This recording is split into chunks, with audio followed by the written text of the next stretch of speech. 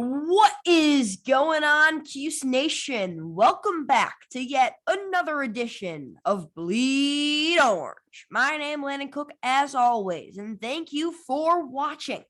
Today, we'll be taking a post-game analysis look at the Orange as the Orange fell to the Red Raiders of Colgate for the first time since the 60s on Saturday night. The final score, 100-85. That was a terrible performance. Now, the biggest takeaway I took from this game, first of all, Orange fans, don't get too nervous. This happens in basketball often.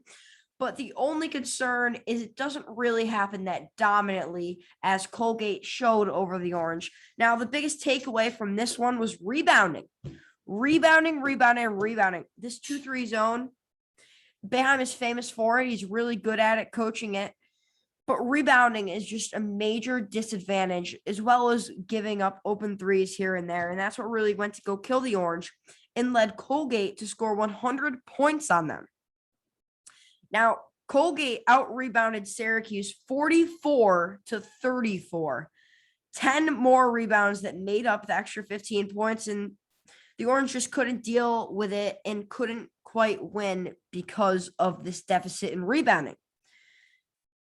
Now, most of the rebounds in this game were opportunities off the offensive side of the ball. So most of the shots that they took, even if they missed it, which the Orange really hope for when you're giving up three-pointers like this, when they missed them, the only problem was Jesse Edwards or Frank Eslim was missing those rebounds, and they were having second opportunities on the offensive side of the ball.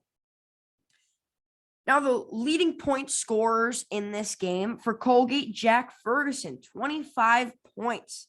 Really big game for him. Really big game for him. And he actually led Colgate and was a major factor. That's a fourth of Colgate's scoring right there. 100 points, he got 25 points. At least I know some simple math. Now, for the Cuse, Joseph Girard III, who is really actually, first off, let me tell you how many points he had. He had 27 points against Colgate. He's really showing lots of improvement from last year. 27 points against Colgate. That's amazing. And I know you're going to say, oh, it's weak competition. Colgate was a March Madness team last year. And the year before, almost beat Tennessee in the first round. That's off topic, but Girard has really made some major strides from last season. Everyone hated on him. All the press hated him. They've really got to lighten up on Joseph Girard III because he is rising and he is coming up quick. He's been really good so far this year. Now, Buddy Boeheim and Cole Swider was a big loss today. I believe he only had 2 points. Don't quote me on that. 2 to 5 points, no more than that. Swider did not play very good today. And he's going to have to find ways to score, just like Buddy had that slump last year. They're really laying off Swider because they know how dangerous he can be. And he just got to find that way to score, just like Buddy Boeheim did last season.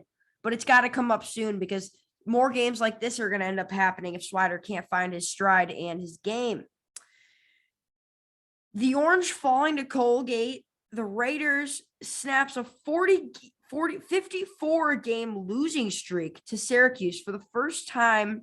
They beat the Orange on Saturday night since 1962.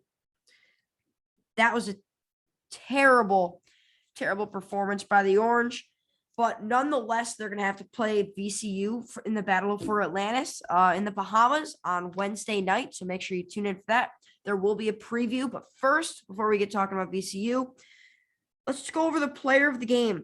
For Colgate, Jeff Woodward will get it with 10 rebounds. Yeah, he did not have as many points as you would think. I believe he only had 8 points, but 10 rebounds. That's a fourth of the rebounds almost. 5 offensive rebound. That's huge number with 5 defensive rebounds. That's a great game by Jeff Woodward, and hats off to the Colgate Raiders for coming into the Dome in an away game, shocking the Orange. Huge accomplishment there. Now, coming soon, make sure you come in and watch the VCU preview. For the Battle of Atlantis, the Orange will go on to face VCU Wednesday night in the Bahamas. So make sure you tune in for that. I know this is another short video. Make sure to tune in for the VCU preview in just a little bit. And always, always, always remember, Cuse Nation, let's go, Sarah. See you guys.